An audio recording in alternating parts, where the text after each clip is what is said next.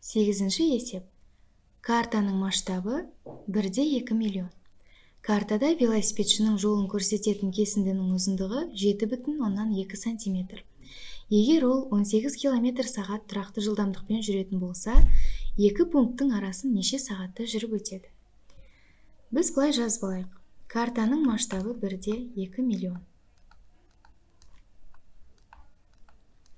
Ал картада велосипедшінің жолын көрсететін кесіндінің ұзындығы 7,2 болып тұр. Онда оның жер бетіндегі ұзындығын біз таба аламыз. Ол үшін 7,2-ні көбейтеміз 2 миллионға. Сонда 14 миллион 400 мың шығады. Енді 14 миллион 400 мың сантиметр. Ал бізге жылдамдық километрмен берілген. Біз велосипедшінің жолын сантиметрмен таптық жер бетіндегі, енді бізге оны километрге аудару керек. Ол үшін мынаны еске түсірейік. 1 километр ол 1000 метр. Ал 1 метр ол 100 сантиметр. Демек, 1 километр ол 100 мың сантиметр.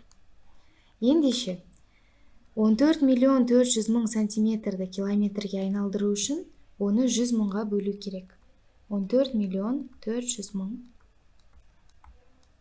бөлеміз 100 мыңға. 1, 2, 3, 4, 5. 5 нөлді қысқартамыз.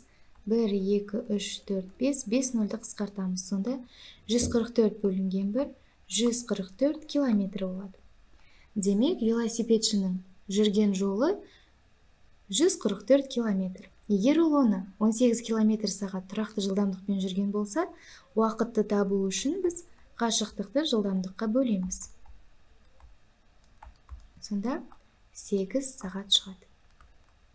Демек, велосипедші картада 7,2 см болатын кесіндіні ара қашықтықты 8 сағатта жүріп өткен. Нұсқалардың ішіндегі дұрысы Д.